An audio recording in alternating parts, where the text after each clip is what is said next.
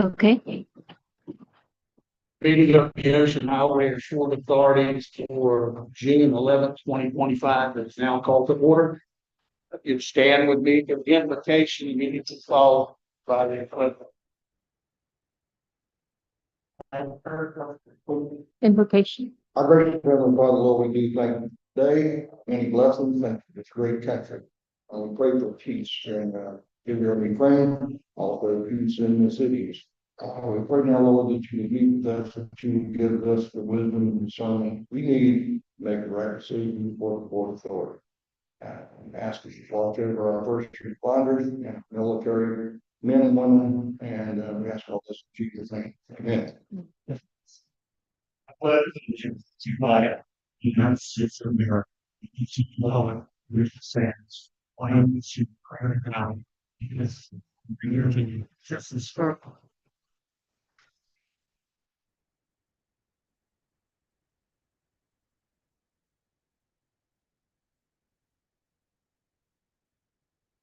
Commissioner Moore. Here. Commissioner Hill. Here. Secretary Treasurer Cole. Here. Vice Chair Nelson. Here. Chair Taylor. He is absent tonight. Vice Chair, yes. Okay. Let me welcome all of the guests that's come tonight to take time to come and participate in this board meeting. It looks like we have one non-item comment on the agenda. Tammy, come on. Tammy Cosette, 322 North 3rd, and I don't know what the old Clyde is out there, but she's done a good job of service throughout her career at the port, and right now she is hosting an osprey nest with it's live, it's active, and there's chicks in it. And for the operator, who we have nobody here for tonight, I just want to make sure that they know osprey nests are both state and federally protected against any sort of disturbance while they are active.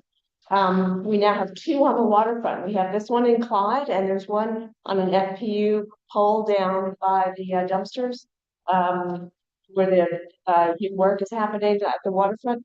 And FPU has actually to leave the nest. Right now it's also active and there's chicks in it. And then after they fledge in the fall, FPU is going to raise the pole up and put another platform on it because ospreys are really attached to their nesting areas. So if you could just make sure the operator knows no disturbance of the nest. I don't know what you'll do with flying afterwards, if she'll ever be used again, or if this will become the permanent osprey stand.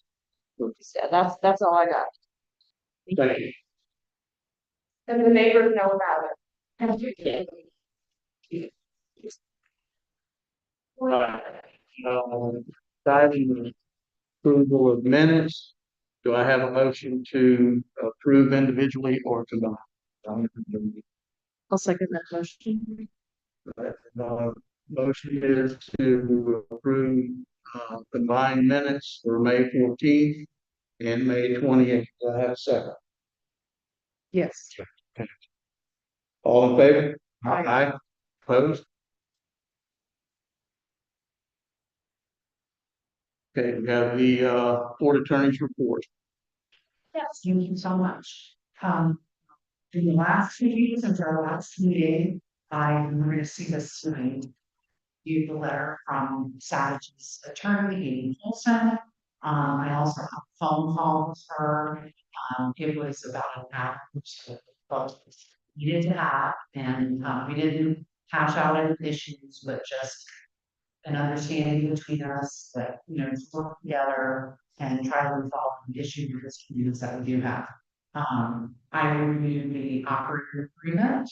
I follow all the emails every day. I keep up on the emails, and I reviewed the agenda with Vice Chair Nelson and Rosanna.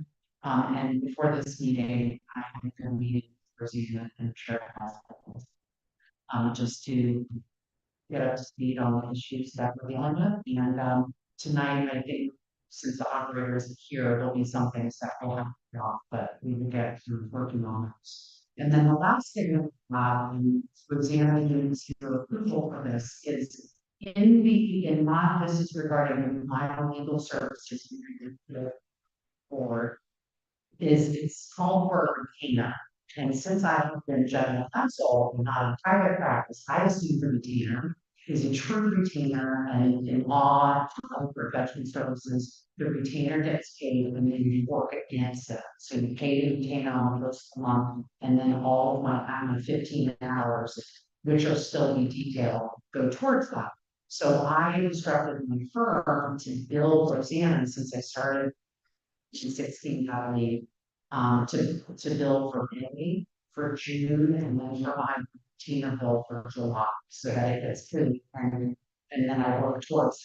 If, for example, something happens to me, cancer any longer, or will go a refund to the workflow. So I will, Rosanna needs her approval for that. It honestly, it does not matter to me. That's how I set it up, and I instruct my firm to do that. I would prefer to do that. It's all retainer, but it's up to you. So if you have any issues, and Commissioner Hill, I have to follow about this, ensure the journey takes time.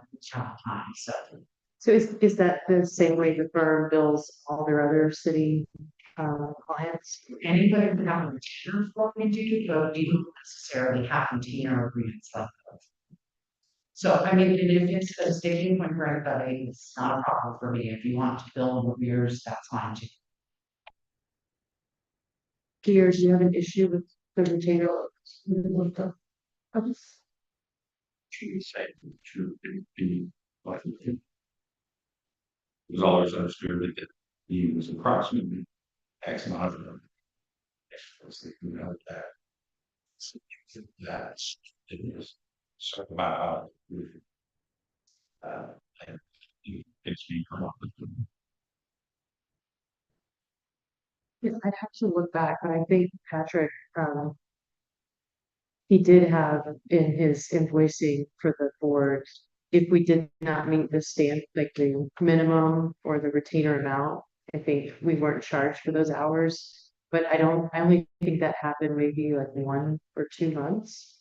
But you would know better. Yeah, but see when we left that, I'll say for sure, we'll pattern that's that be that would pay each one. Somewhere along the way, we practically changed because we had several different legal issues going on. Yeah.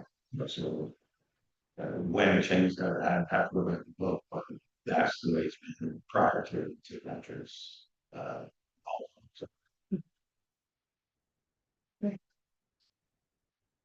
Okay. All right, moving on to the Board of County Board. So do you need a vote on that? It's up to Rosanna. I need board directions on, go ahead and, Okay, I have a motion, we'll go ahead and approve so move. payment. I second. Okay. All in favor? Aye.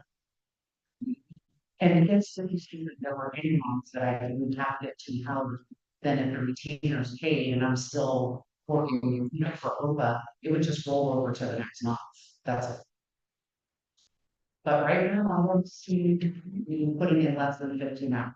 Right now, I'm checking actually weekly, and I did agree to the final part of the report is let you know when I'm at about 10 hours, and be at about 11 hours per month. All right.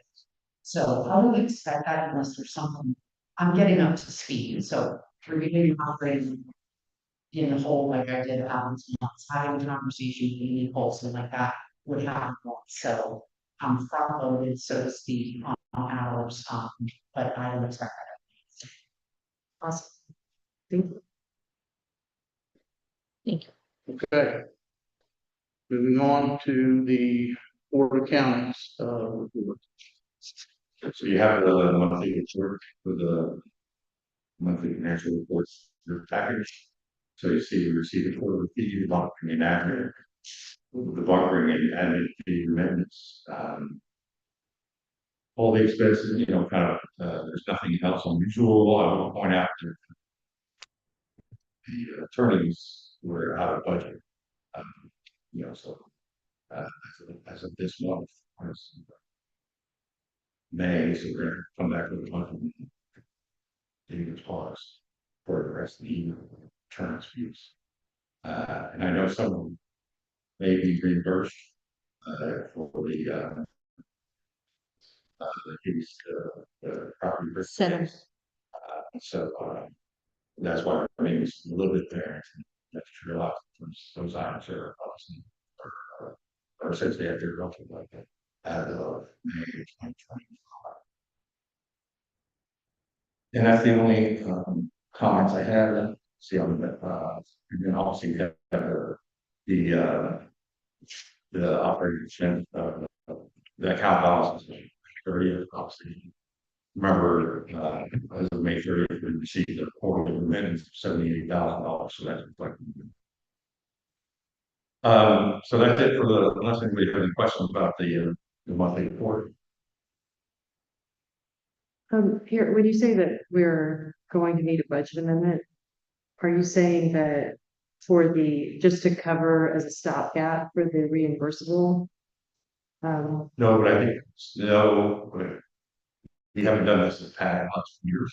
We need to get back to do this. It's obviously where we're gonna get the money. So obviously we have this is May, so June, July, August, September, you know, and we have, yeah, June, July, August, so we got almost done. So we have at least $18,000 for meetings still to come, at least, $4,500. And so the question is, where that gonna come from? Is that we're just pulling that from our reserves, and just adding to the bottom line, negative, right? So when we negotiated her contract and we agreed to the monthly fees, at that point, it was not in line with the budget. No, so the budget includes $4,500. We were paid in May, we paid $25,000. That was fine. And those are not reimbursable, the $25,000 that you're bringing Some out? of it, not all of it. I have to go back to see how much that invoice was for the specifically the property, but no, I thought what was that? You have any fees in front of them? So,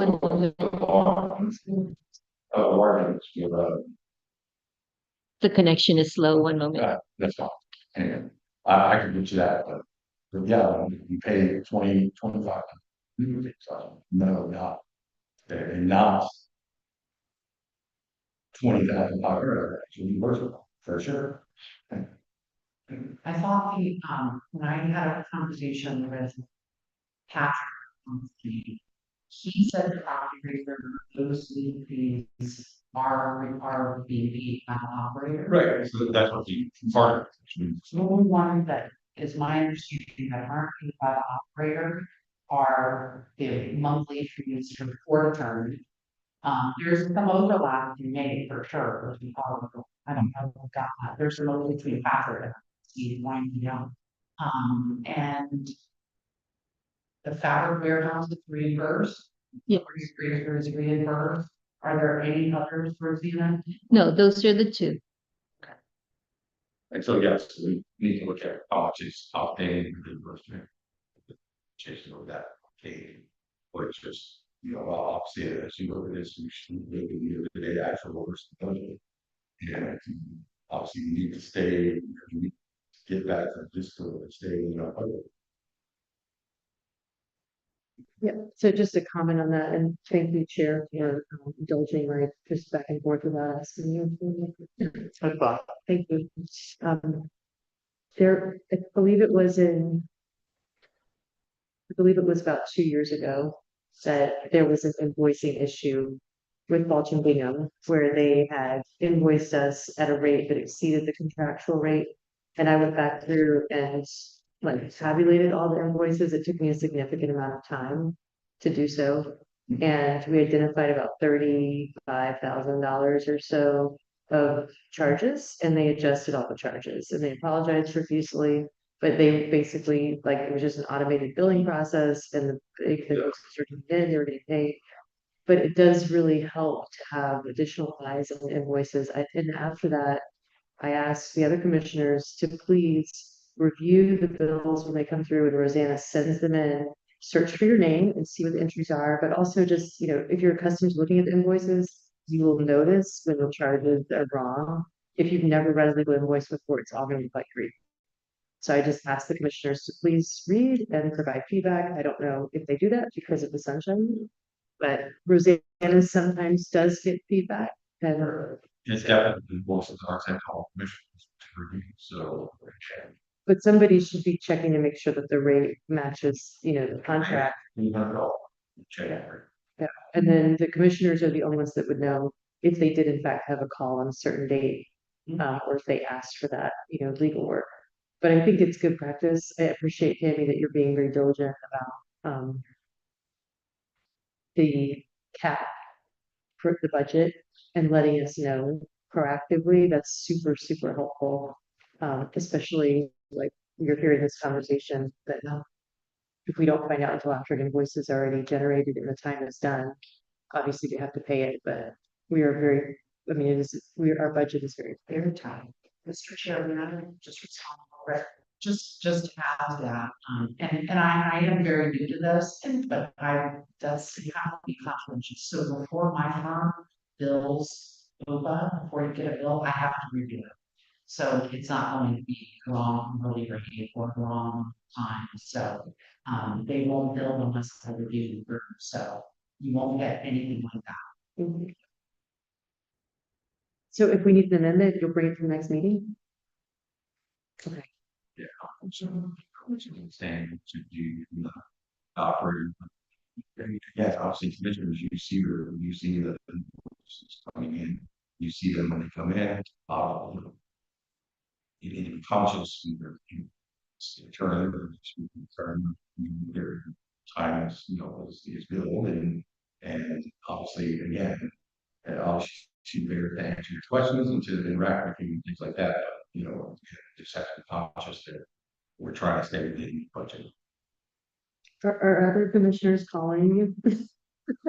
I've had we had a few, way that I look at it is that my responsibility. I'm the professional here, building the board and the authority, and so if I go outside of 15 hours, I expect to need it, quite frankly, unless I ask for the permission ahead of time. Is that fair? Yes. Okay. Yes.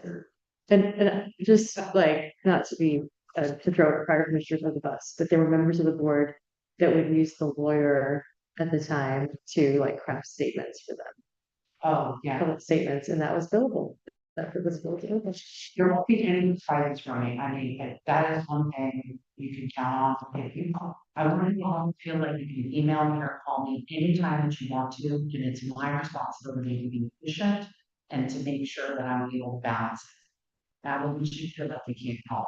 Do call. If the phone call is running along, I'll say, you kind of got it, it's I look at it as my responsibility, and so to keep those hours at 15 a month, unless I get your prior approval. Period, and so I wouldn't worry about, you can call me and I might not answer, or, and if I don't, if you send me an email and have something pressing that you need me to address, let me know, or say, no, I really need you to call me back. And I will call you back, I'm gonna stay within 15 hours, I don't see any reason why we can't do that. But here, I know. And that's my meeting. Trying to cross off I need to say against, the operating convention. Don't need to cycle what fund was what and where in the budget. In a couple of meetings, reserve fund.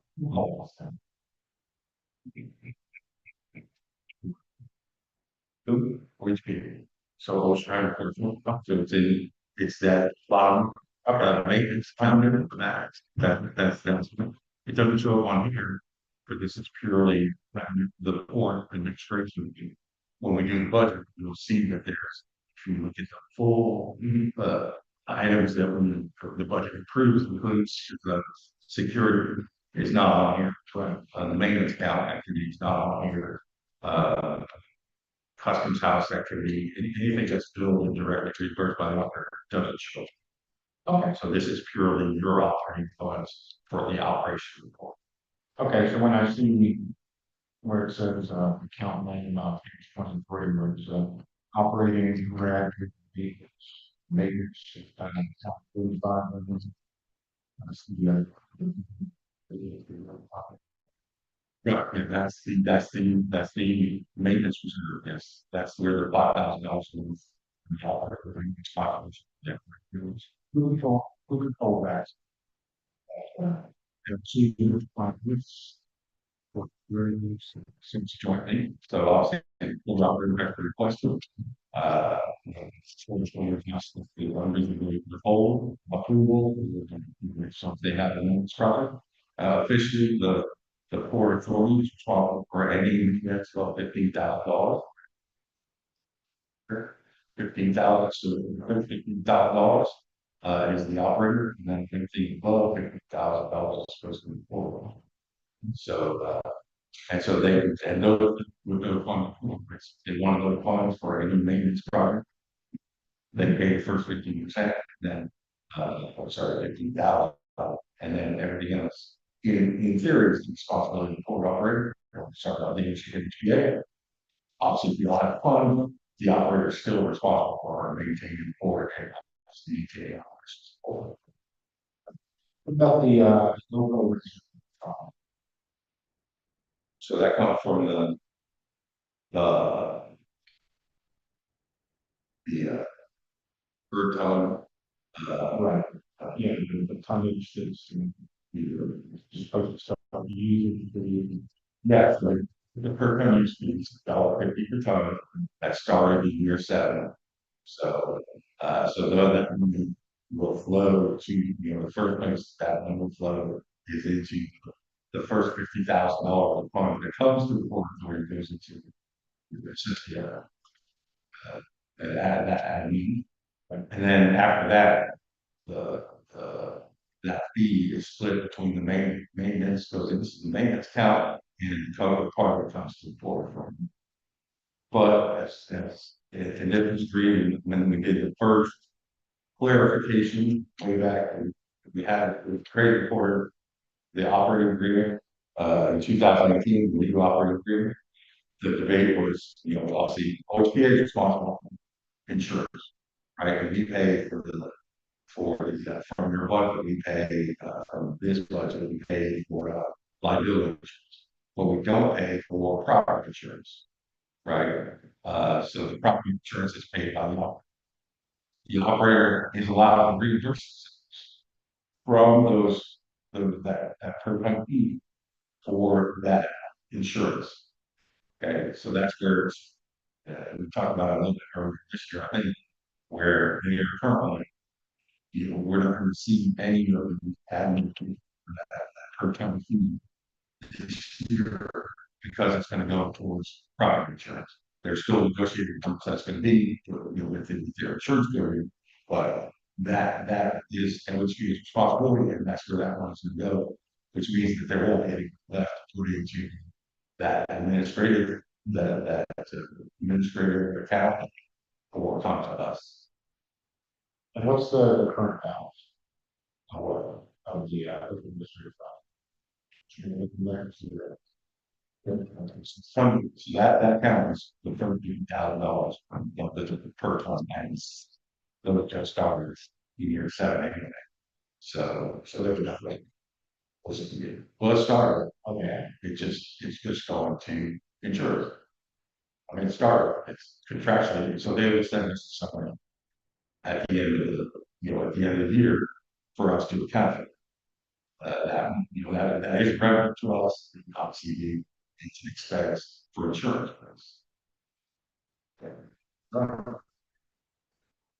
Okay. Yeah. Anything else? I have. It's time to talk about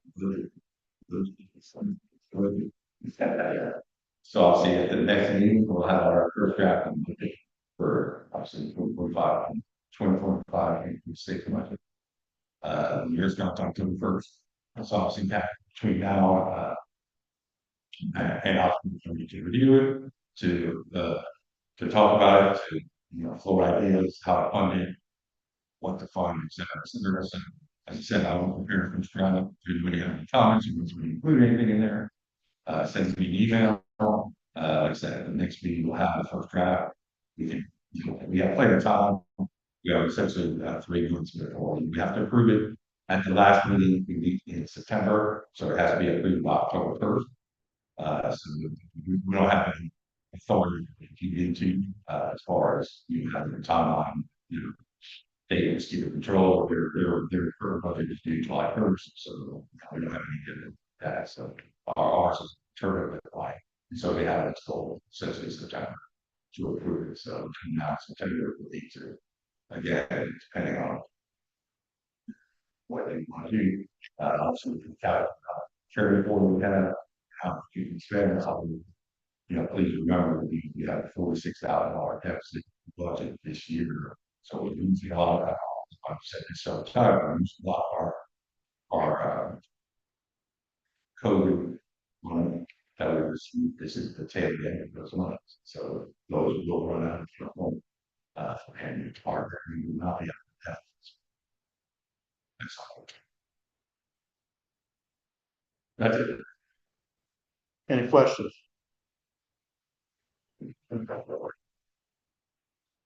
All right, we'll move on to the operators report. They're not present.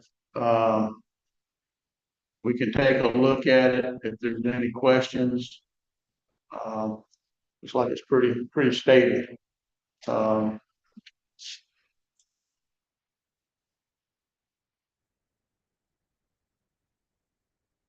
Especially in May. Looks like they may have gained a little bit in May. So, versus the last year's. Any questions on that?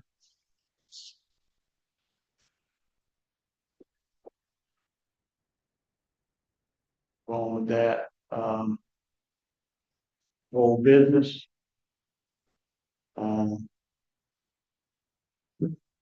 We sent no other new business reports. The facility report. I was in contact with Travis yesterday. He and I have been meeting about the facility maintenance out there. He's out of town, so I told him that I will refer or defer the report that I have until 6:25. And at that time that I'll bring that before the board where they're present here. That way they can see it at the same time the board sees it. So with that being said, moving on to old business, we'll start with there, RFP Engineering Services ranking and choosing the engineering service. In your package, you have the rankings that the commissioners put into a spreadsheet. Looking at the ones that we've got. Does anybody have any questions on that before we go down and discuss that? Okay, it looks like everything that came back was the first choice of the commissioners that set their rankings in was APTIM, Environmental and Structural. I know when I read through their experience, just stuck out with me. Does anybody have any other questions on that? Before we move this forward, any questions? No, you've seen all the consent. It seems like everything that I'm seeing here, everybody picked APTIM as their first choice for the structural and, engineering services. So All the others were. they were there. They were there, experience, um, their longevity in the industry, was all, pretty close. So Tammy, so the next step is to, once the top choice is selected, is the next step to proceed with negotiations, or what's the next step? Yes. Now, what you want to do is you want to vote on, and what I would suggest to make it doesn't always work out. Top over top is to rank the firms, at least the top three. Or top, however, three at most. But I would do more than just one. But you say who the top is, and then, I don't know, is the operator negotiating a contract? Or, I mean, not that it's a big deal negotiation, usually the engineer has their rates and.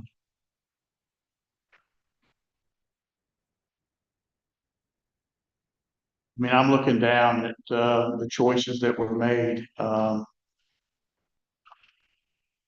top three are in the top four of I would the choices. you take a vote, or have somebody make, one of the board members make a motion on the three choices, one, first, second, and third. And if it does not work out with the number one firm, then we automatically, without taking another vote, can go to the number two.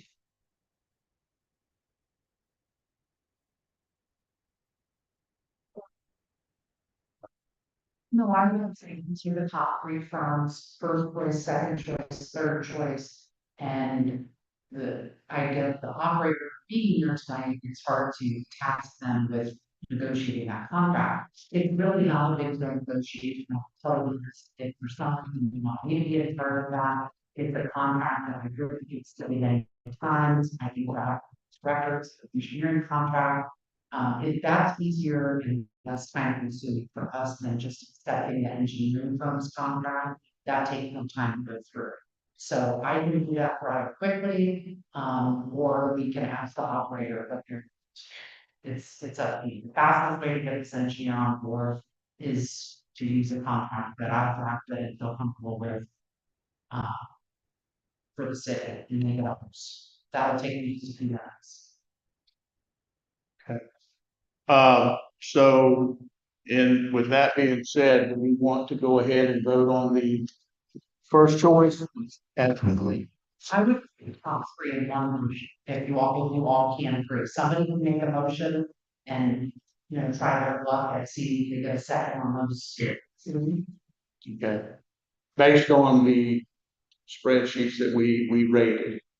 Right, and the other thing that I want to attach to that before the motion is, for public records purposes. Any notes that you took, ranking these firms, even if it was on a napkin at home, are all public records, and just to be reminded that you have to keep those, and if you don't want to keep them, you can always turn them over to see them. Sure.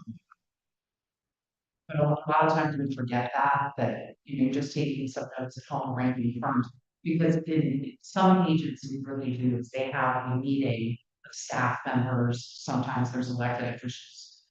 Also, and then they go ahead and they discuss, and they may have some notes that they brought from home, that they discuss the ranking before sending it to the board for a vote. But you all put that outside of notes is fine. All right, I can listen. Enter into investigation with, Acton as our first choice.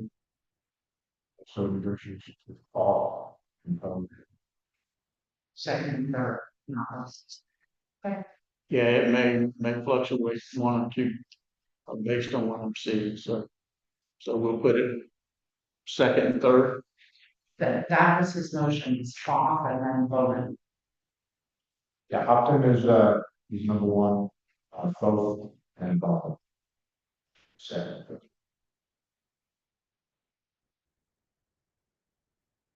Yeah, so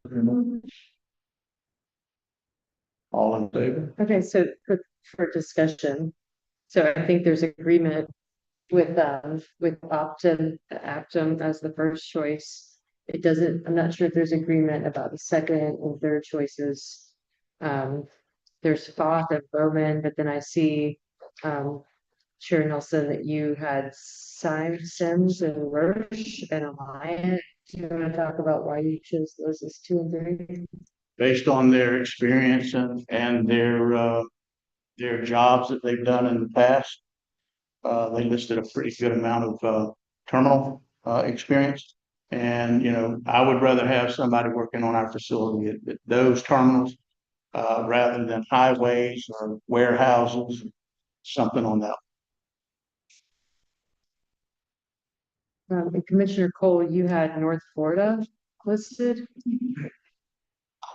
Yeah, I'm going to, I've got my spreadsheet at home, and I've got a copy of it here. I can't pull this, information off of it, so, I'm okay with going with this first choice, but I want to send, so. I don't want to do it that way. Feel comfortable doing it. But if y'all bring that to be number one, I'm going to do that, but, May I, I'm going to number $2. So I'll always say it. may I? Okay, you were sending your second, then your second. So now there's a motion about second, so the option that you have is to have them vote probably down the motion, or if there's no second it fails, or you can withdraw your motion together and read a new motion. All right, everybody else can withdraw.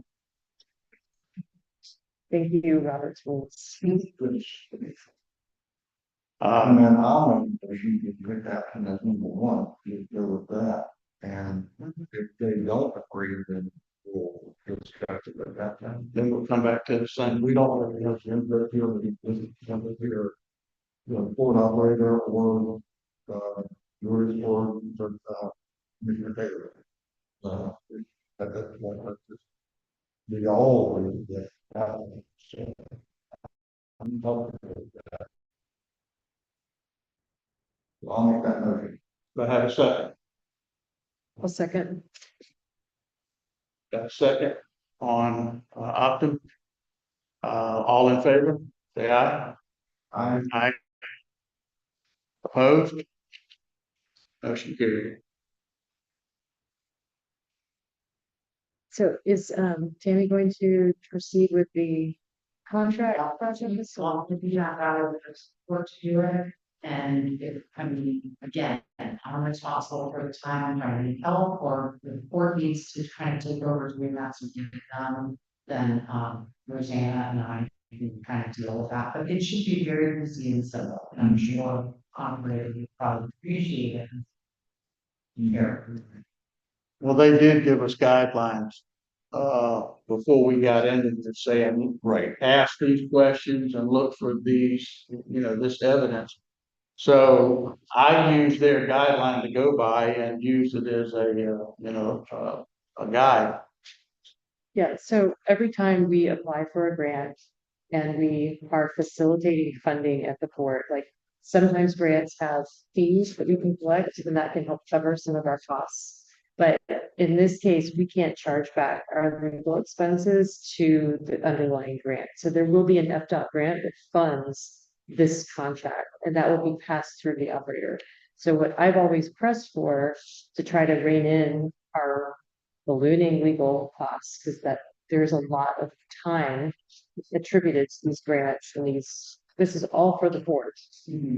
Is that before you do any time, spend any time on this, that you tell the operator, you'll reimburse and I'll do this, or you can do it on your own. But any time that we have to spend to make this happen, whether it's approving their contract or writing our own, that should be reimbursed. Okay. So, It's the only way that we can operate and not spend more money than we can afford. so because they're not here, we can take a message back to them and say, you have this to do, and how do you want to do it? Yes. Okay. I know that's awkward, but thank you. Not really, I'm still gonna grab about something track. For the city, yeah, engineering services. DOT contract is going up, the grant is going to require that it has certain provisions in it that are requiring emergency plans that are in every contract, so. I'll have that too, I'll talk with them and we can let them know, and it'll be done in email, or please, All right, anything else? All right, moving on to B, vendor replacement draft agreement. As the sitting chair, would you like to, Defender, Vice Chair, I did not get a second draft of the contract with the revisions recommended from last meeting. So would you like to defer that to the next meeting? let's defer that to the 6:25 meeting, being that it's incomplete and there's additional information needs to be added.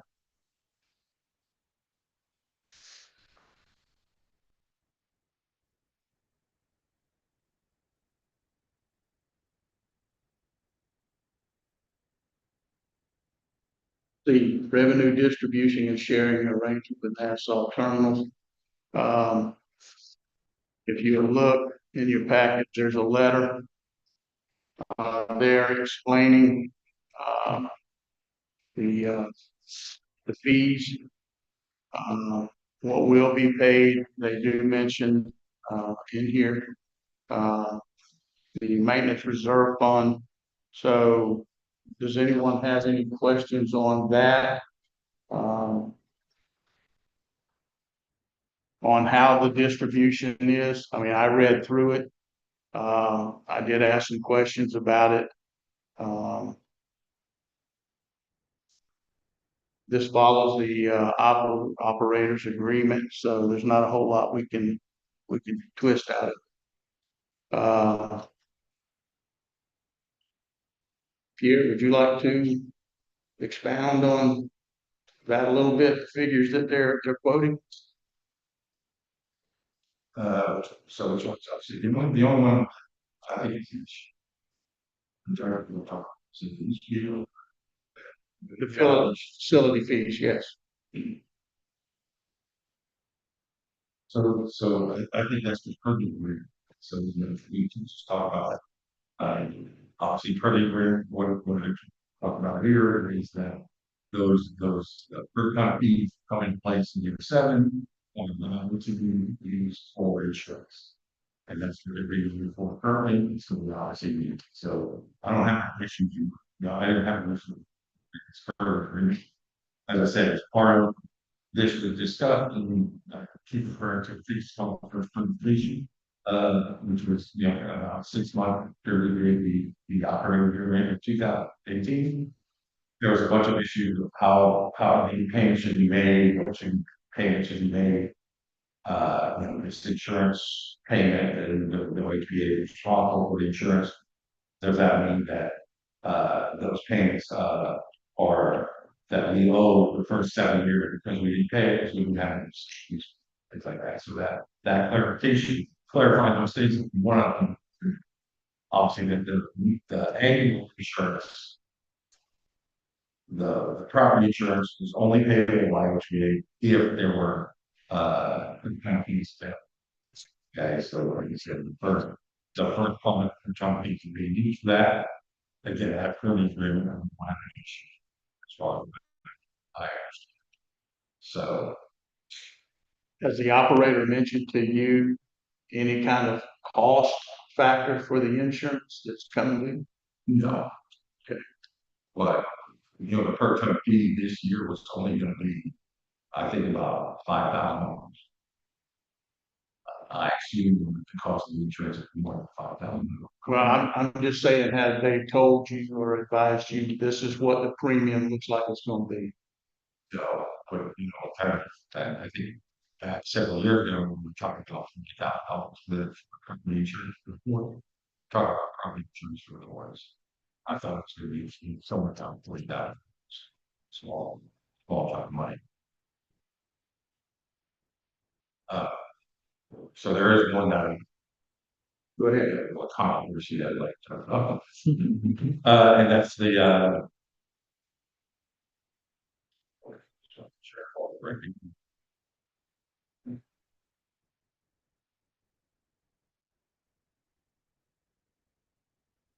so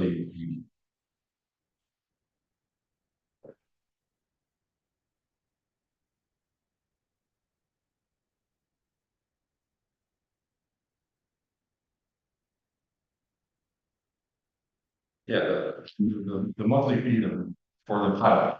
Okay, so the monthly fee for the pilot, obviously, it's been an ongoing controversy. Remember to looking back, one of the things that they do address in here is that they don't agree at all.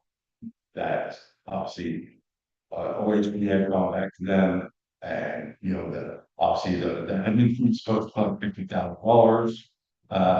And what they said, they don't have a lot, send us the money, and then since money beyond that law was collected, the fee should go to the maintenance account. Our account, and they decided about possibly get a deficit, that fees in the first year of the world in a deficit. I don't expect there to be a deficit in the future year, or in the first year there will be a deficit. As we talked about in previous meetings, we expect approximately $20,000 deficit. Although I think last month I saw the report, they actually collected $6,000 in those fees. So again, who knows what that, how big the deficit's gonna be? Could be 10,000, could be 5,000, could be 20,000. Okay. We're kind of, just a guess, okay? All fine, again, what we said, we did not agree with that. Obviously, if the money was gonna go to, if excess surplus money in the future was gonna go to the maintenance fund, then we should be allowed to take money out of the maintenance fund, and we need $50,000.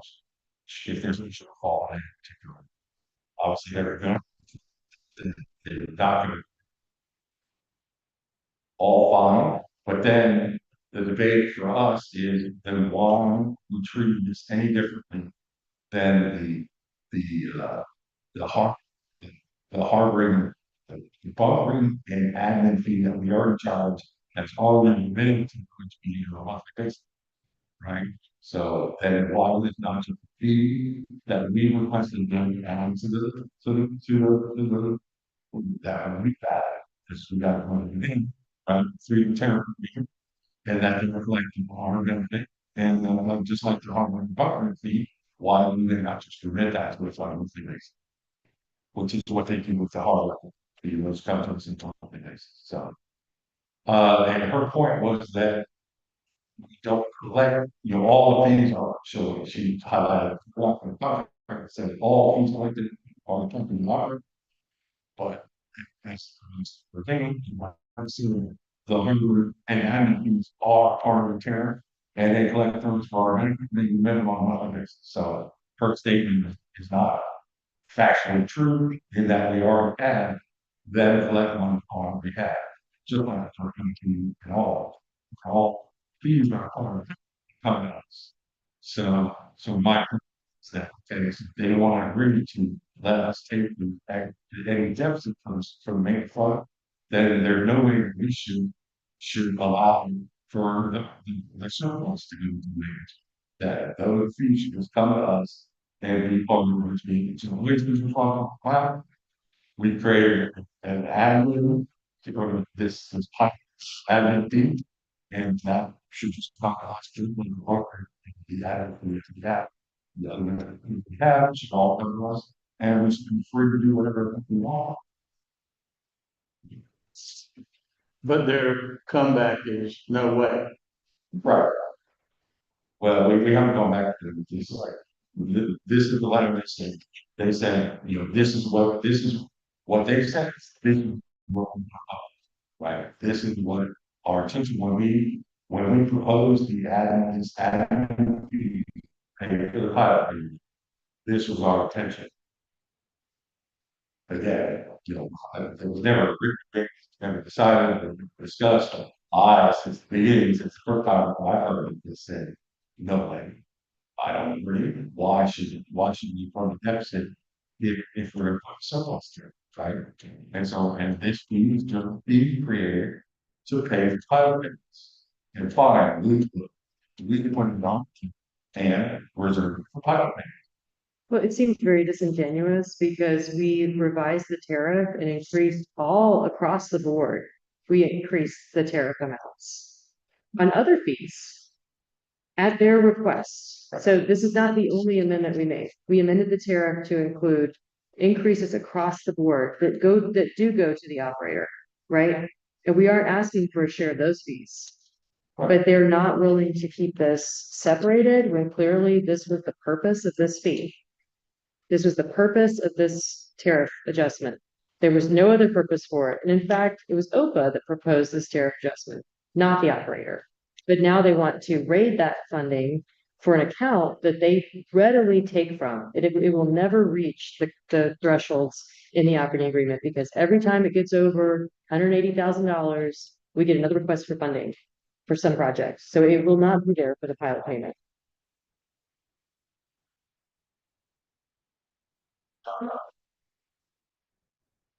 No, I'm saying, right now, hoping that they would send it to us once a year. Whatever amounts, like, if we're at they go, and they would send to us $50,000, whatever was planned, less than $50,000. And send it to us on September 15th for us to make the October 1st payment. And if they elect more than $50,000 on September 15th, they would contribute that excess above $50,000 to the maintenance account for their essentially for their use.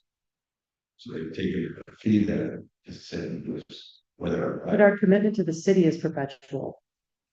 And so if there's a later year.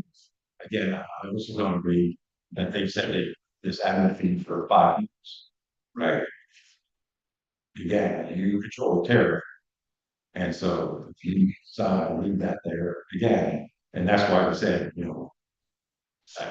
I'm not sure why they're being so adamant about this, other than, they want to limit it to $50,000. They don't want us to have surplus for whatever. So, but I think that's, we should push back and no, we shouldn't agree to it. And again, we have precedents, we have on green admin fee where they remit to some other places. Right, so there shouldn't be no issue with. There's a third fee. It's a per, green admin fees are per it's not a fixed fee, it's based on tonnage and movements across in the port. So why is this any different? Why is the administration that should be in here? It's fine. Why too? Listen first, they spelled it out, so, they did that, What happened? So this is something Patrick is handling for us. Patrick, that is, you're not advising us on are you advising us? Well, there was so we just, Amy Olson has sent emails, this letter to both of us. And I sent back, we said that if you wanted some feedback on a pilot issue, on conflicted out of pilot issue. And so there's a certain amount of pilot payment, select the pilot payment that is enough for me, that's not related, how we collect it, remitting it to the city, that's where my conflict comes in, or if we don't, and we have to negotiate with the city, but just working with the operator and how to collect it, that's certainly something that I do. So Patrick is writing on it, it's so. Do we need to direct you to respond to them? Is that what you're looking for, is a vote? You have a motion? I'd like to make a motion that we direct Tammy to respond to this letter. You can read every 20th word. Yeah, I've heard it done, I've already read that. Do you want me to respond to? I just made a motion to respond to, I'm sorry, I should finish my motion. The motion is that we need to direct Tammy to respond to this most recent correspondence and with input from here as to how the pilot funds, or I'm sorry, the tariff funds need to be treated. Is that clear enough? I have a second. I didn't mean to come pretty bad, but I will second your motion. To respond. And We we also, all in favor, say aye. um, Aye. All opposed? Motion carried.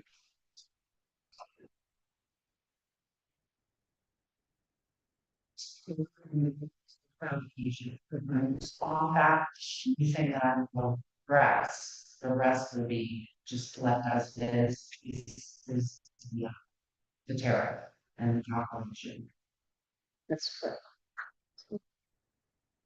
By the way, back to your question, state voted for, we don't, for, you don't for, pensions, if not, voted down.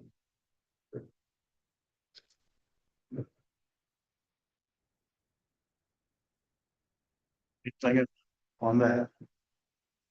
All right, we'll move up to update on fabric warehouse. They call it the new location. I'm gonna call it the approved location. That's where it needs to go back. Do we have any comment on that? Vice Chair, I thought John Lasser was going to be here, but I don't see him. Yeah, Are you gonna comment? So Chairman, I did get direction from Patrick, regarding the warehouse, and I don't know who else he may have emailed. But his advice was that the board needs to take action tonight to direct the port operator to withdraw the petition, to formally withdraw it, because that process was begun on an administrative level. And that we need to direct the operator to apply for a demo permit, for the warehouse, and that will stay any code enforcement proceedings for 6 months, for the city's process. An unpermitted warehouse in a location that isn't approved would not get a CO, and so the city would start imposing code enforcement violations. So I would like to proceed with that, if, okay, so first, I'll put it all in one motion. okay. And I'm gonna add to what Patrick's advice was. I think that in addition to the demo, that we need to say it's demo with the intent to move it to the original approved location. So it's not just tearing it down and scrapping the project. And that is what he meant, but I just wanted to be clear in what we're doing, in our direction. So currently, we're in an administrative process with the city. We have directed John Lasser via an agency authorization to be our agent for that proceeding. And so when we're directing the operator to do this, we are asking them to finish that process because we have that agent authorization in place. And that's fine, but we're just directing him as our agent to close out that process and then take the next steps. If that makes sense.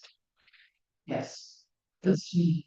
Makes sense, okay. All right, so my motion is that tonight we formally direct the operator to withdraw the petition, which challenged the permitting process. And that we would direct the operator to immediately apply for a demo permit pursuant to the city's code with the intent to relocate the structure to the original approved location. I said, And Mr. Chair, for clarification, so, and you don't have to restate it, this is on the record, is this technically a section 70.51 petition for dispute resolution? So that's what it's, is directing your agent, operator, to withdraw that petition from the city. And to immediately file for a general living permit. Okay. All right, I said, second. Yeah, all in favor? Aye. I, All opposed? Motion carries. So, I guess, so I'll take back to Patrick, or Rosanna will take back to Patrick, the direction from the night, he might be watching the meeting. But, Do you want to? I want you to do it. okay, So if you just clarify for me, where on the fabric warehouse? yeah, this is another one of the matters that because it's with the city that Yes, you weren't the fabric represented. Yeah, And so, it's for the fabric warehouse, and Patrick had provided advice, via an email, just that I should make that motion at Yes. the next meeting. And obviously with input from the board based on feedback from other commissioners to take action. But, so I guess to carry back to him that we voted on that it was approved unanimously. And so I would guess that he would follow back up with John just to make sure that, all that is clear. uh, It's like playing telephone. yes, I will send that message to you. Thank you. Yeah, just to clarify, neither Mrs. Bach or I were copied on that email, so I did not get. I'll forward it to you.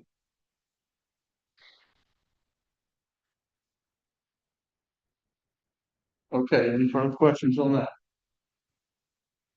Okay, the next one would be E-listing agreement, OPA property update. Um, I feel like this needs to be deferred to the 625 meeting where we can ask Mr. Griffin to come before the board. I have some additional questions on the email that was sent. I know you all hopefully got a copy of it, but I do have some questions that I think we need to address directly to him. So, without any objection, Contracts. and you all read his comment in there about that, and I appreciate and respect that, but I would like to give him the opportunity to come before the board and, maybe, we can have some more light shed on this. So, we'll defer that, Rosanna, to the 625 meeting, Yes, sir. and we'll address it at that point in time.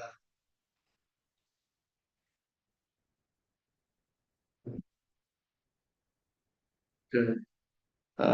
Notice the port operator list of outstanding requests. Um, any comments on that before I start? Any comments? I know that there's been some other issues that have come up. I've had some meetings with the GM Travis, and I there's some disturbing things down there that have still not been rectified. That I want to give the operator a face-to-face to give her the opportunity to fix it. But I got a very disturbing phone call the other day uh, concerning a piece of equipment that was in for the lack of a better descriptive term, runaway. And we need to address this. I've been told that this was going to take care of. It's not. So, list of outstanding requests. That's mine.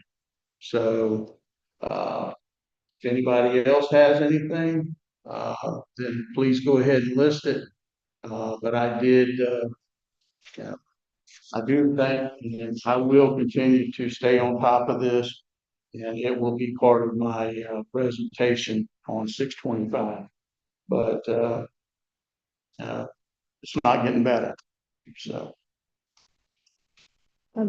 It seems if Tammy is gonna be kind of leading the charge on any sort of correspondence or maybe we have a memo of requested maintenance items that we want to see prioritized, investments we want to see, like if there's deferred maintenance. If she's gonna be she needs to have really sharp facts. And so I know each of us has a different kind of history with the board. I have much less time than Commissioner Paul, for example, and he knows a lot of the history with the operating agreement, how it was originally negotiated, and where he saw gaps. So he would have knowledge to share with Tammy about that, about where he sees that promises have not been kept. And I have, I have some facts, so maybe what it would be helpful is to sort of bullet out our concerns. Some of the items I have date back to when Jeb Branham was the lawyer for the board, and he bulleted out, for each at the time, the issues that we had at the time. Maybe it would be good, that would be a good practice for us just to go through and sort of put everything on paper. And maybe at the next meeting, we can try to consolidate what we have. And just keep it to what is most material for what we can take action on now. With the operator, realizing that they're new, they're not the prior operator. And we want to try to move forward and not, rehash all the old, the old issues, but still preserving maintenance, safety, investing in the port. And I know security is something that we're supposed to consider tonight. To take action to keep the port secure and making investments in the infrastructure for the future.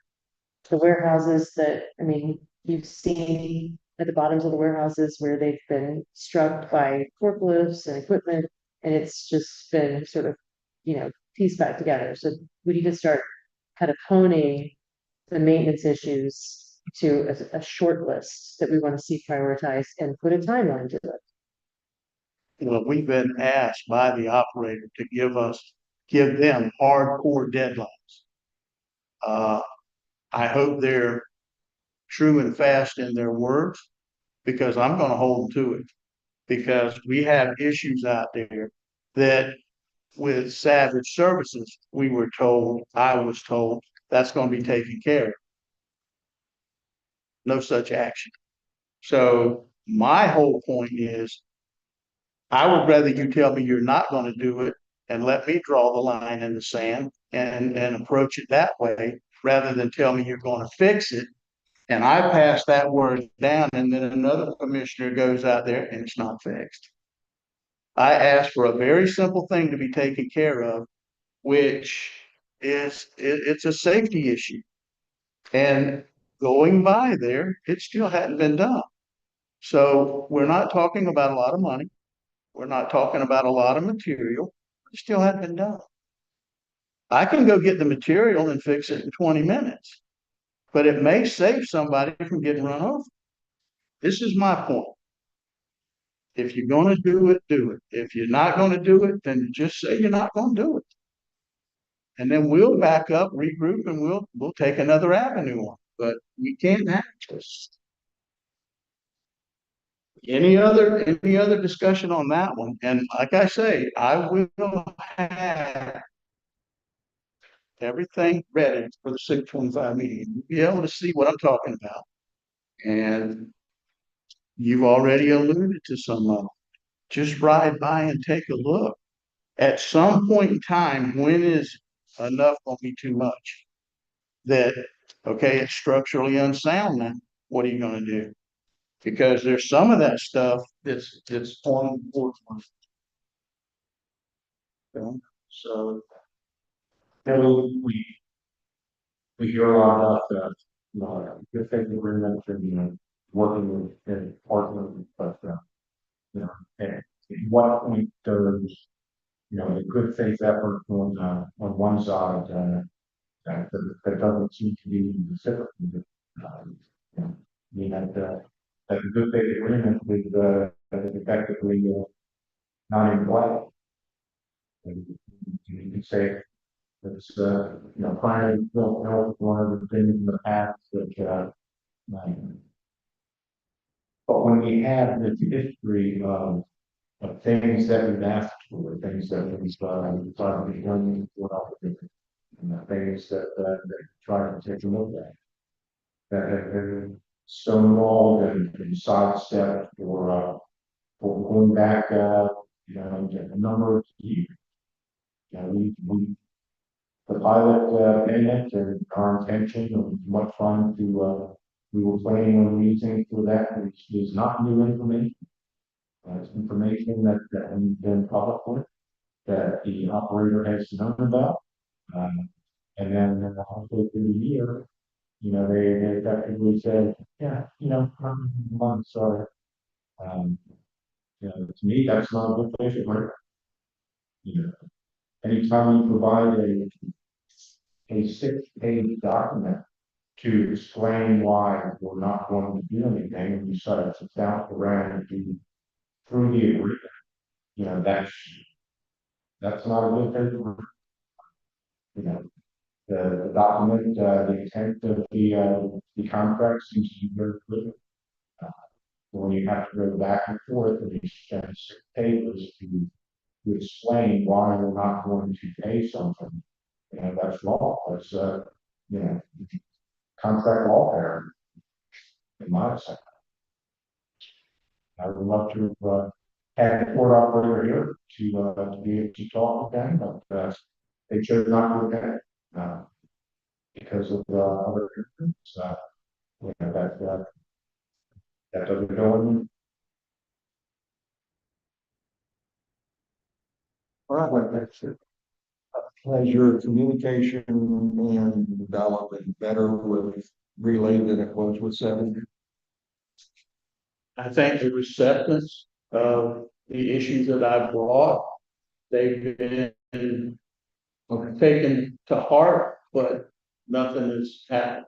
This is the reason I said what I said. If you tell me you're gonna do something, when I see something that's very simple, 20 minutes maximum and it's fixed, but it could keep somebody coming down Second Street North from running across the road and getting into a active operational area where you've got stackers that have containers on them that aren't looking for a car to pop up out of nowhere. We had that happen, unfortunately, with one of the commissioner's family members a long time ago, and it was because the arm was broken off at the time, and he didn't see it. He goes right straight through. So I'm not gonna bring an issue that's not an issue. I'm gonna bring an issue that's an issue, and that is a safety issue. So we need to get this taken care of. And like I say, that's the reason I moved it, because there's no representation from the terminal operator.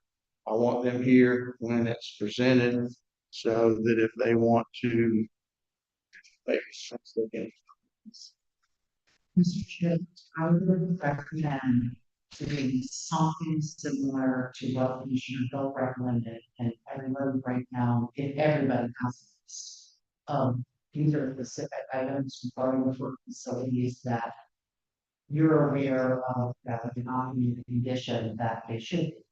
But I would say also, in order to put OPA in a good position in bringing these up, to just say, okay, the operating agreement says you're responsible for maintenance. This looks like junk, or this hasn't been fixed, or that you just, it could, every meeting that I have had, the last few meetings, this comes up. Or something comes up about that you've seen things at the facility that aren't, even when the operator's here. And the operator, Mr. McNair and Mr. Travis, I forgot his last name, they are not responding. So they're really the best, I mean, and we're just gonna keep talking in circles. So I think that we have to have some type of a list, for example, and we talked about it earlier today, is if you say, okay, this CNU block at this warehouse is broken, and I've now been out here 3 times. The first time it's on this date, the second time it's on that date, the third time is this date, and I spoke to the foreman on this meeting, so, and they said it would be fixed by the next week. Here we are 2 months later, it's still, that's the kind of, I think, specification you have, if you're gonna approach them at this meeting with that, the next time, that's what we do, because how do we respond to it? It's not true, let me look into it, something, but then the following meeting, they're gonna have to answer to it. But that's what I did, and have you given that? What I break it down into is maintenance and wear and tear, and then flat out abuse. Understand, And most of this stuff, as you said, and then is operating. described very correctly, when you got forklifts knocking down cinder block walls. That's not wear and tear. That's just carelessness. And maybe Because at some point in time, we're gonna end up with a port facility that is beyond repair. That's what's gonna happen. And as much as I'm out there, I can see it. It's right there in front of you, just every time you go, it's something else. So it's got to stop. If you tear up something, fix it. Some of the biggest fights I got into with Mr. Ragucci was when we damaged something, I went and got a contractor to come in there and fix it. $15,000 for a garage door on the rail door. We had to put it back up. We tore it down, we put it back up. Brandon, that's what I'm asking. If you tear up something, you have the responsibility to fix it. Understood. So the operator has done a public survey of the facilities, and they published it as part of their disclosures. So they've already done an engineered survey of some of the deferred maintenance and things that need to be done. We also had HNTV, which is a statewide consultant that came out and did a resiliency analysis for the board. And they discussed flooding issues. So both of those engineered reports, signed off reports have well-documented deferred maintenance issues. We can apply for funding to, we actually can get state dollars to fund it. But we do need to have ongoing maintenance. It's the maintenance piece is really, it's the most difficult part, right? As you know, I mean, the city has issues with enforcing maintenance requirements, but to have a schedule of when we're going to conduct certain critical repairs, that's the piece that I think has really been lacking. The way I think that the board and OHPA to try to get our arms around this, right? Because if you just say do the maintenance, they say, of course, we know that's our obligation, and it just doesn't get done. And I understand Vice Chair Nelson's frustration. They're taking walls down. Somebody not operating a forklift currently. They need to fix that. But the way that I think we do it are dates, photographic evidence, at some point, if they're continuing to fall behind, we need somebody to go in there and actually do another for these types of things that, these are damage that's been done that was not noted the engineer, report or survey of inspection facilities. It means you all are responsible. It was your workers that were doing it. You need to have it fixed by this date. Because if they don't have this hard deadline, they may not do it. So I think there's things we're seeing, and there's a lot of stuff out there, but documenting it, and I know that I saw Vice Chair Nelson's pictures today, so. Within the confines of the operation, if we give them direction on things that we can prepare and do, take certain when they need to be completed, and they just don't do it. That's a breach of agreement. It's very simple. But the bad news about breach, yeah, we can say they breached the contract, and I wish it ended there. Well, you have to then prove it, unless they just walk away and which may not be good for OHPA either. And we have to keep that in mind, is that there are this company has more money than OHPA has, for sure, right? They have an obligation under the contract. If they don't meet those obligations, then most likely we have to take them to court. That we cannot afford. We're not going to, it'll cost a minimum of $50,000 to $100,000 to go to battle. And we don't have money, so what do we do? That doesn't mean that there are a lot of things that I keep as I'm learning more and more. There's a lot of control that the board has, asking them to do their job under the contract. The first thing is, what's the expectation? Like, what level of maintenance are we expecting? They probably came in with attention and report, unless there were items that were discussed with Savage that they needed to fix. There were things that say, okay, this is just like the status quo. Because they're going to spend money when you need to, right? Profit is their gain, but I think we have to give them what the expectations are. And instead of maybe approaching it at first as you have done wrong, other than the forklift driving the falls, the other things, the deferred maintenance, we expect you to fix this by this date. And give them a date, and if it's not done, yeah. Sure. But it doesn't have to, everything, I don't think, we don't have to come out asking for that, for them to meet your obligation, the contract does not have to be said to them in a way that says, okay, we are now enemies, and you must do this. Those are the rules, we must do that. And we can say, we have an agreement together, things like the tariff. We have a lot of control over their bottom line too, and that's the stuff that we use. We don't have a lot of money. So taking a report of a breach, there's other ways that I would suggest that we deal with it. Because court is not going to be, you know, an option really. But there are things that we can do to make them do their jobs.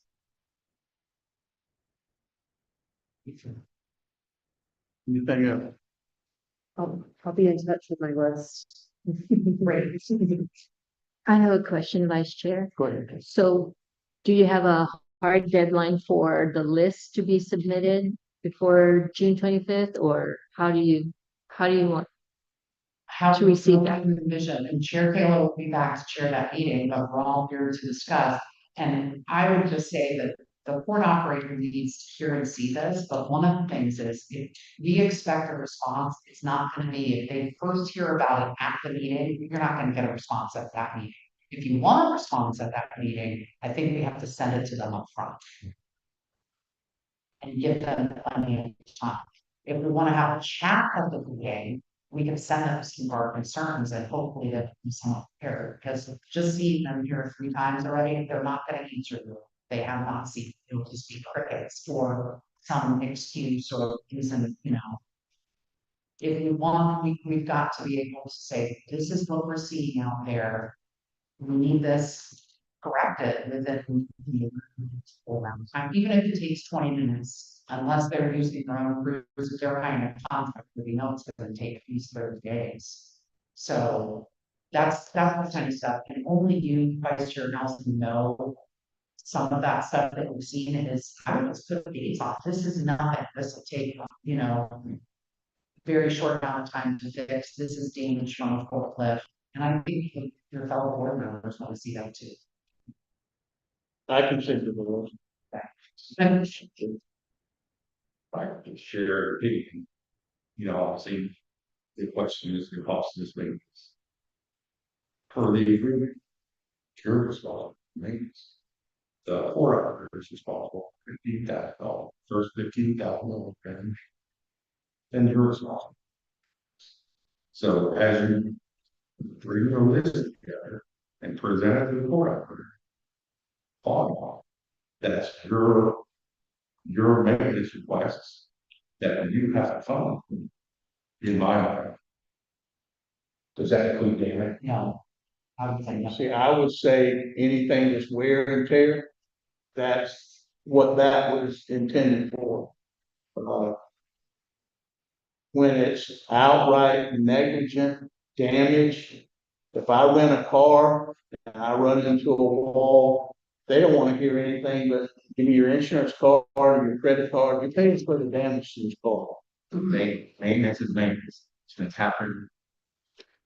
You know, equipment goes bad, breaks down, has accidents, you know, these are people driving, so I don't, again, I'm just saying, you know, you need to put a line, who's gonna pay for this? And as I said, the contract called OHPA, you pay for maintenance, I mean, you could call it, okay, negligence is, again, proof, Prove it. you know, again, accidents happen, it's a warehouse, there's forklifts drive around, there are forklift rates go up, I'm sure, forklift, one of them, I mean, accidents happen. Again, and always you, but that's why you have maintenance, that's why you maintain, it's not just, you know, yeah, my opinion, that's my opinion, but again, prepare your own. What's something you put on? And again, in theory, OHPA has financial responsibilities. You have $60,000 in the joint bank account. Okay, where would you like to put it? So they owe the first $15,000. You have $60,000 now, and $5,000 is that account. But hey,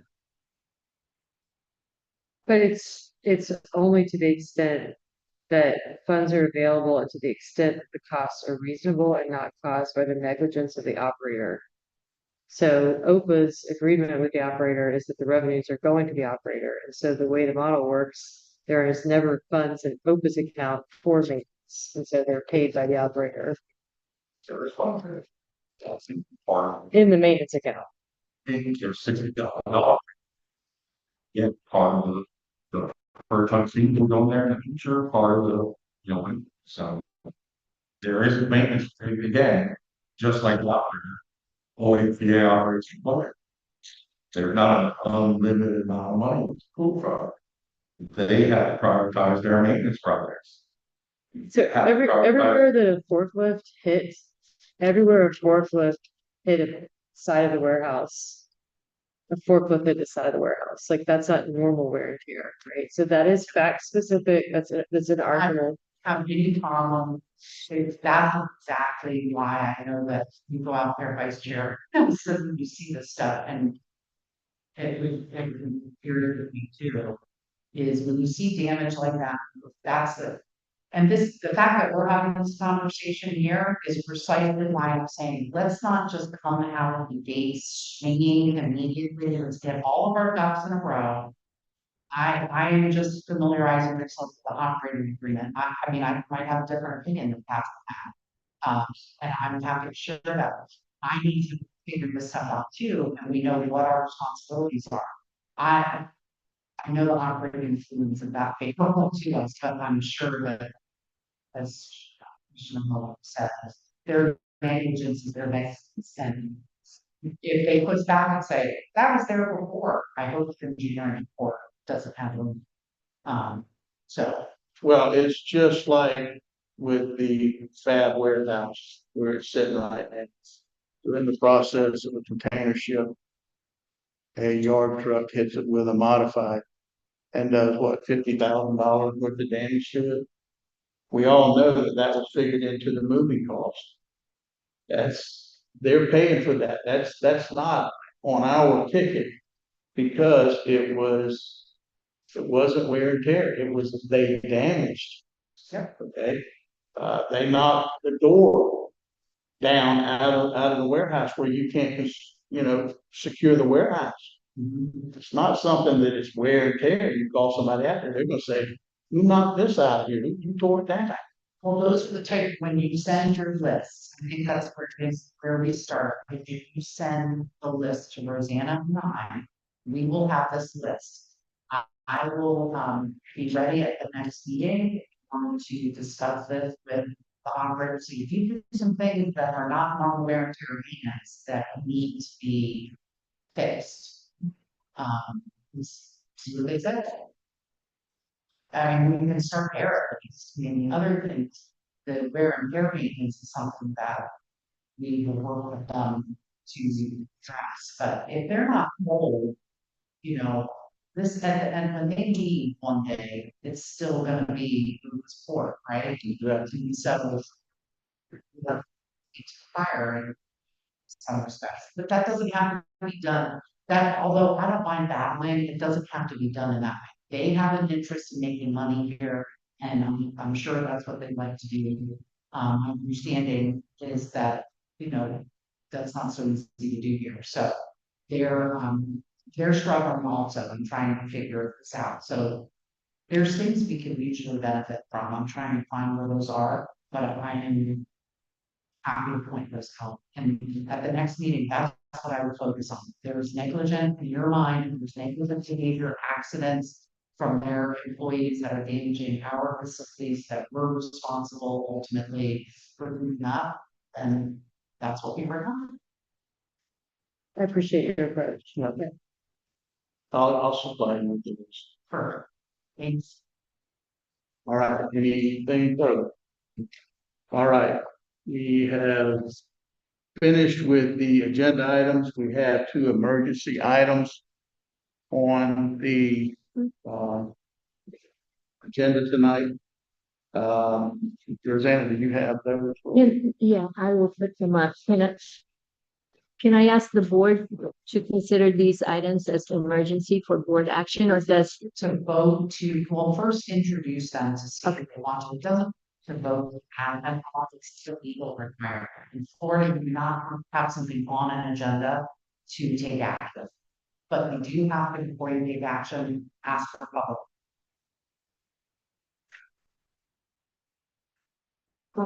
Miss Kozak. Turn. Items for. On these items on.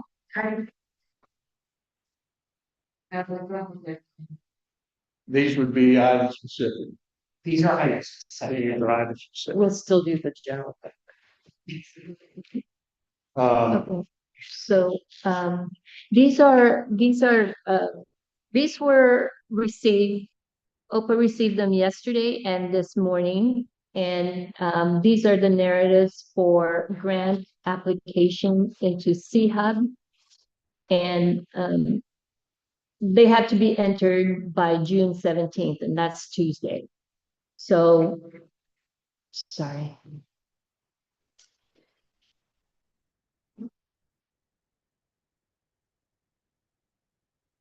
The first one is, do you want to comment? Karen, you mind if Mr. Davis being, obviously have been helping Rosanna with these applications. And so at the last open meeting, it was discussed that we'd have a June 11th hard deadline to get these in. In retrospect, I didn't know it was going to be an emergency vote. We should have said that at the last meeting, but wanted to make sure that these got in. So these are half of the operator, FSTED, as Rosanna mentioned, these applications are due June 17th. These are familiar, in fact, some of them, I think, in addition to these three, Rosanna, I think that you have three others that we had discussed, and maybe that, because I know there are some differences in questions from year over year, or there were blanks in the form that we provided you, that if you took a motion to at least approve the three from last year that this board approved, because they're not new, in addition to these three new ones. If that was, and again, up to the board, but those are for the general electrical repairs that was applied for last year, the port drainage improvements that was approved last year, and the port seawall. So those are the three in addition to the three that I assisted with putting together here for you. Yeah, this is part of the migration from C-SIP to, get it right, Rosanna? Mhm. Right, C-SIP to, C-Hub. These were, they migrated the projects that were funded into the new system. The projects that weren't funded last year were not automatically migrated over. So this was part of that migration, which was bringing the information back into the C-Hub unfunded projects. So it's not new grant applications. It's taking the information that's in C-SIP and moving it over to C-Hub, which obviously going to replace C-SIP. Okay, I only received two. Is that what was sent? No, There were three. there were There were three. there were three original that we need to go to our include. These two today are not new, but they're in addition to the first three. And just to clarify, I think there are three from the day that came in two emails. There was one that we had. I wanted to give Rosanna and the board as much time as possible. So as we completed, I made sure to send them on to the crane acquisition was one email, and then the security gate and the CDP facility is in one email. So for the confusion of the two versus three probably is coming in. Rosanna, was the crane acquisition, the deadline the same? Yes, sir. Yeah. And that was forwarded to the board yesterday. And the deadline for migration. June 17th is a Tuesday.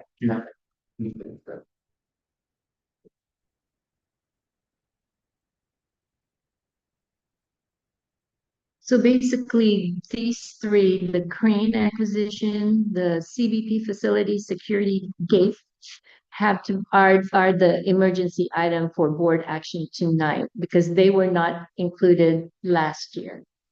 Is that correct? CBP was included last year, but we didn't have the prior year's information, so they were created from scratch, like these in front of you tonight. So that's why it's in this pack. Got it. And that information is taken from the House and Senate appropriation forms that this board saw and approved and buried the lead. Budget negotiations still ongoing in Tallahassee, but the House and Senate have agreed to fund at least that $350,000 for the CBP facility for the Port of Fernandina.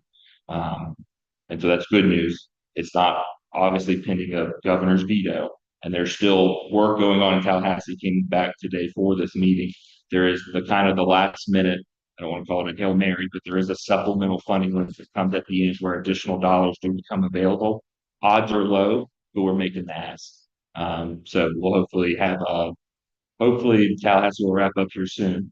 And we'll have work to do before the governor, and hopefully you know, small bite of the apple of a need here at the port.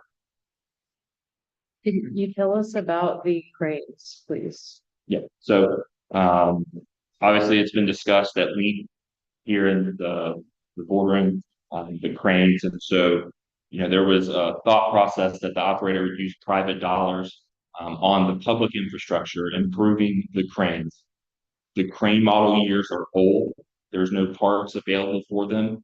In fact, you probably have to, and Chairman Nelson knows best, so I will yield to you. But there are no parts available. The cost of maintenance is high. In fact, one of the only solutions may be cannibalizing one crane to provide for the other. And so the operator, through the change to Ted and Travis, has a thought that, hey, is it possible that instead of investing millions of dollars on a crane that may just put a Band-Aid on it, are there other cranes that better suit the needs of the Port of Fernandina out there? And so that's where this form comes from here, asking for $3.5 million with a $3.5 million potential match from the operator to see if there's anything out there, rather than the approach that was taken last year, which was going to be retrofitting the current crane. And that's why this is, so it's similar in that money for cranes was requested last year, but this document here is more of a change. Instead of rehabbing the existing crane, acquiring a new, gently used, I should say, mobile harbor crane. For that, well, Yeah, I apologize to the board. I saved the wrong document for the crane acquisition, but you should have that in your emails. I have one extra page. Sorry. You would like that, Commissioner? is that for actual purchase of the crane, or is that study and evaluation? It is for the actual purchase of the crane. Now, there are other costs associated, shipping being one of them, depending on where it would come from. But it is for the purchase and acquisition of a crane. Does that include the deconstruction of the units? It would. What's the manufactured year of the cranes you want to acquire? So I don't have all the information in front of me. I know Ted has done some research and seen what the market is like, which is where we get the dollar figure. I know they are gently used. I know there's some up in Georgia, there's some in Canada, but I'd have to get back with you on the actual specifics of the year of any question. I think it's more of a general change in thought of, instead of rehabbing, which may just kick a can down roads, is there anything out there that's better for the Port of Fernandina and the business lines that you all have? And the intention is to get rid of the 2 container cranes and go with a mobile harbor. Yes, sir. Yes. They would save a lot of room by doing away with the 2 container cranes and going with another mobile harbor. I mean, it is tight on that dock with 4 cranes on it. It's very tight. I believe there's benefits to the skyline as well. I mean, you got tracks out there for the container cranes that are actually in need of maintenance right now. So that would eliminate that problem as well, because they are rubber turned, on. And for the CDP facility, that's for, actually construction of the facility, that's not design and engineering. It's not, it's asking for construction dollars, which, there's a prior FSTED grant that covers design and engineering. The appropriation is for again, pending governor's veto is for construction dollars as well. And that's why the requested amount here is lower than the 2.7. That was the total project cost, because there is the FSTED dollars backed out is, in this. The appropriation dollars aren't backed out because it's still pending. But the appropriation dollars are for construction. The purposes for this form moving forward would be for construction dollars. Is this gonna be under the 2027 accident general, or is it for the 2026? For the accident or security? It's my understanding this is for the 2027 FSTED, given the dollar amount. I know it can fall and actually on the drop down menu in C Hub. One of the drop down box menus is actually U.S. Customs and Border Protection, which is separate than the security line.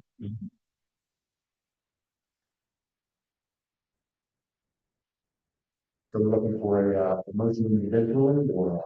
I just need board consent to go ahead and proceed to enter these applications into C Hub.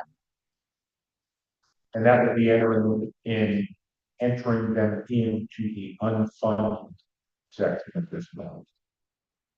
Looking to potentially put future fund up. Correct, correct. Yes. Yeah. All of the applications we're entering is unfunded. So, yes. To my understanding, Yeah. I make a motion that submit all three applications, one for the crane, one for customs and protection, customs house from Dina, and third for the Security gates. irrigate Mhm. into the CR. I'll second. All in favor, say aye. Aye. All opposed? All right, move forward. Vice Chair, may I Yes, Mr. Bean, just to be clear, the security gate is for the 2026 security. yes, ma'am. That's what I was going to talk And, about. and you are aware that we need to write a letter to FSTED. Yeah. Okay, so I thought we were gonna have discussion, but I did want to say something about the grant submissions. So I talked with Davis this afternoon. I would like to see this come before the board with more time for us to review the individual projects.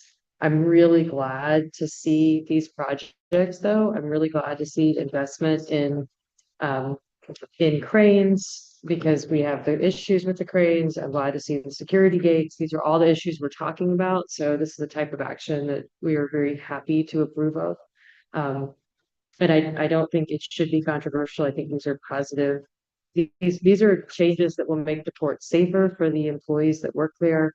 It will make it an attractive port for business to come through, for cargo to move through the port and away from the port quickly. That's the whole idea. It doesn't sit there stale. And so I'm excited that we can approve these and work with you to, do business, do, big, good things at the port.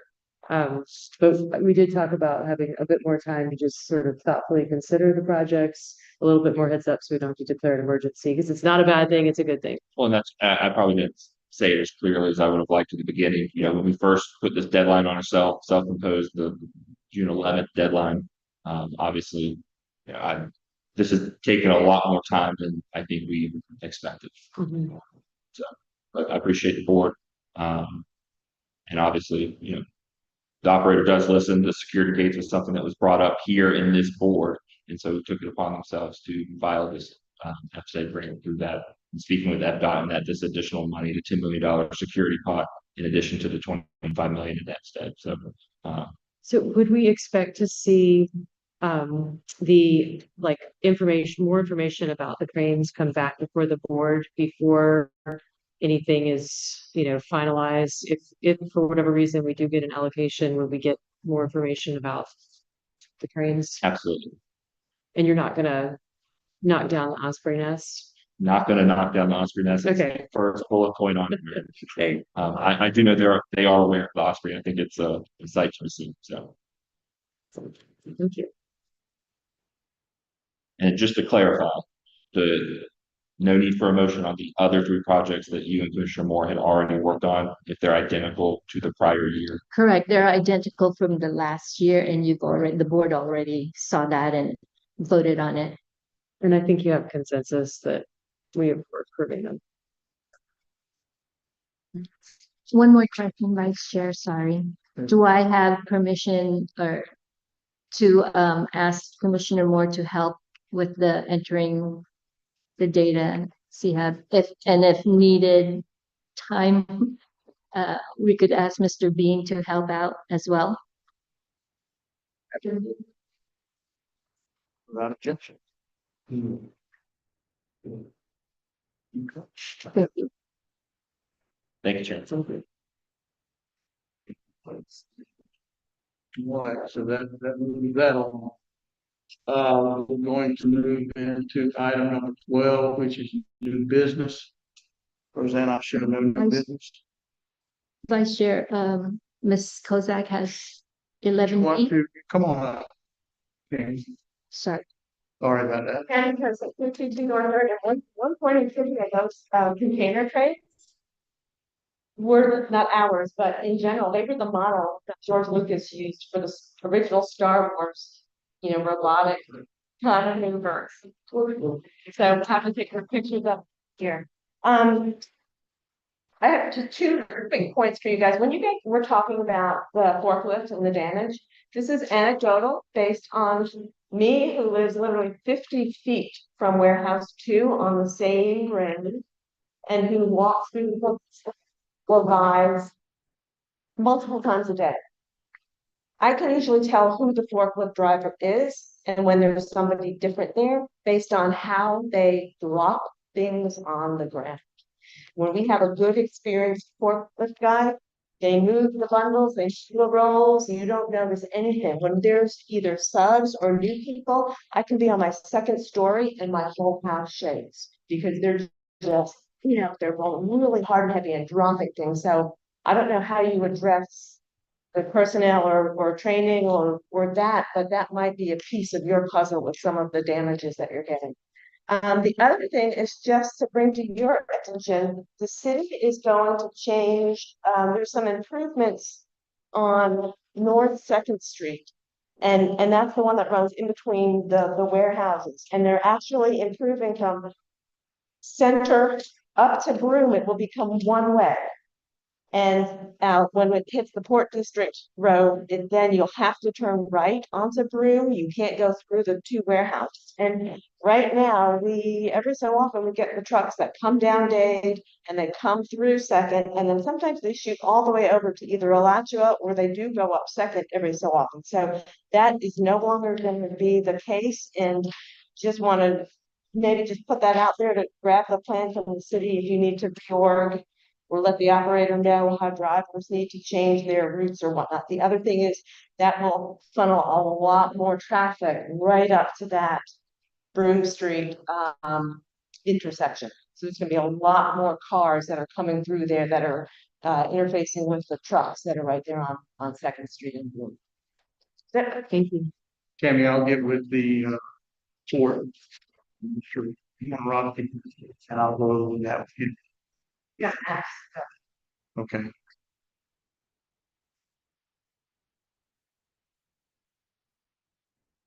Okay. Anything else on that? All right, I show no new business. No new business, Chair. Okay, so we're gonna move on to the office management report.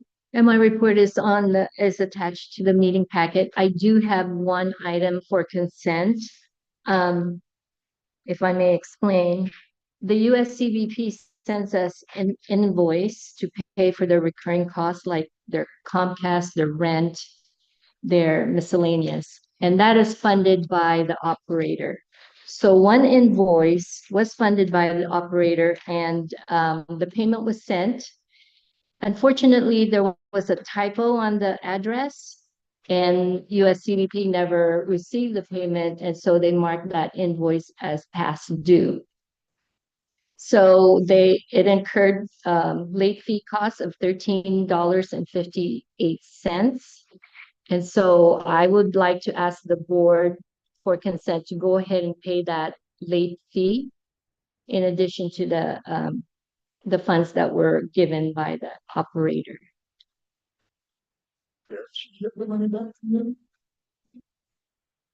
Was it our?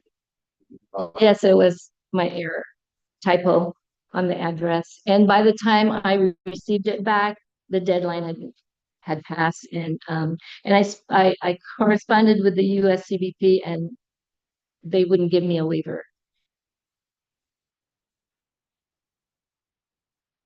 I move that we provide, reimbursement. No, just pay the late fee of $13.58 out of OPA, It was for $15 and 58 cents. 58 cents to. Yep, second. Discussion, objection? All in favor, say aye. Did I get a second? Oh, sorry. Yep, Thank you. thank you. All right, we move on to 14 for commissioner items. Let's start out with Commissioner. Yep, so tomorrow is the TPO board meeting in Jacksonville, and I will be there bright and early. And welcome members of the public who are interested in TPO affairs to attend.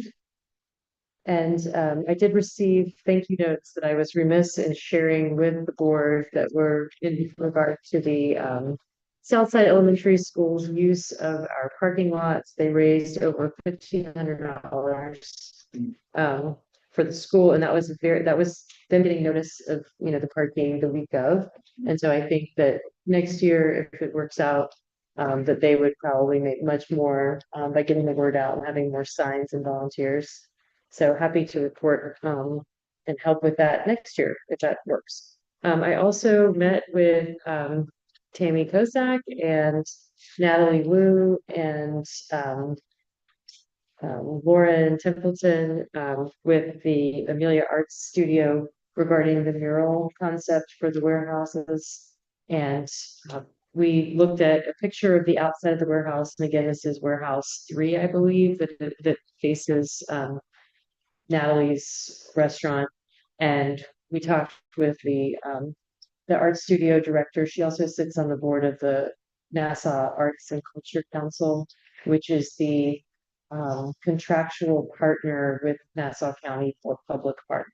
So they assist with getting community engagement, buy-in, convening the necessary folks to give us like the approvals that we would need.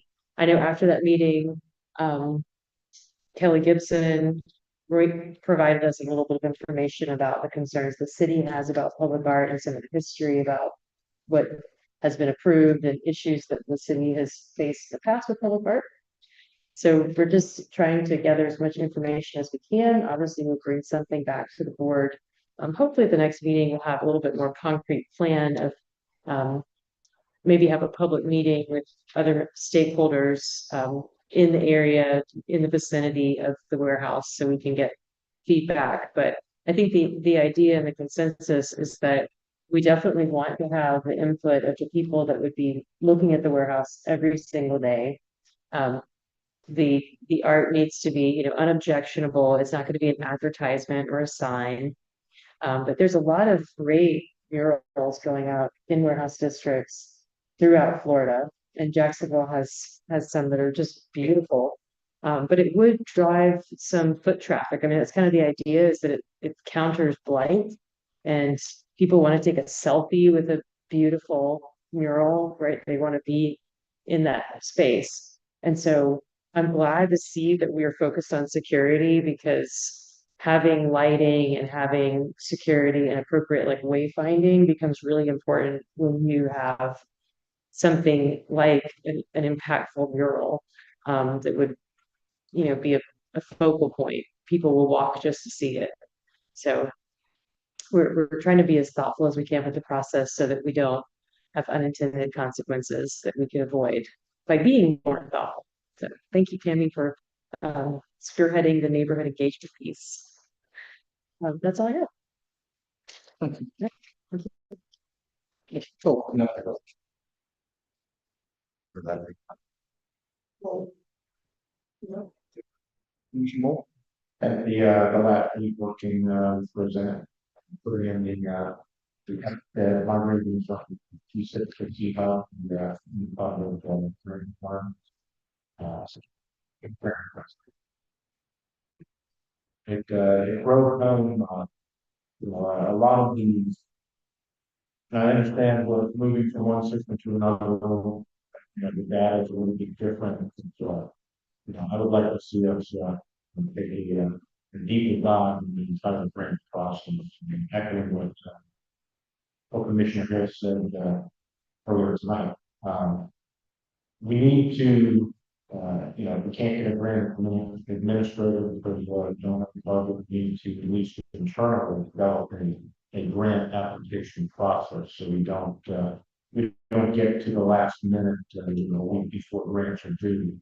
Even though, oh my goodness, I think we should apply for that grant, and then it's a mad scramble and we're putting in, information that is incomplete or, and perhaps not completely, correct, and we're not really putting ourselves in the best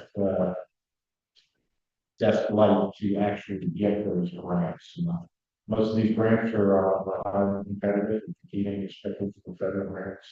They're competing with points across the nation that are doing full-time grants and for staff.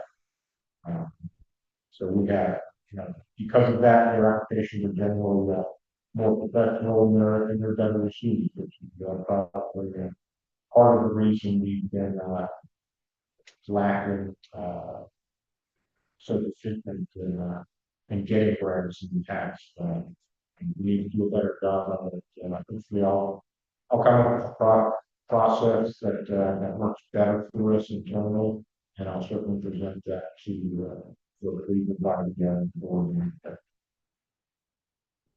All right, and I've already shared mine with you. I'll have that, I'll pass that on to you, Tammy, and then I'll have it ready for the 625.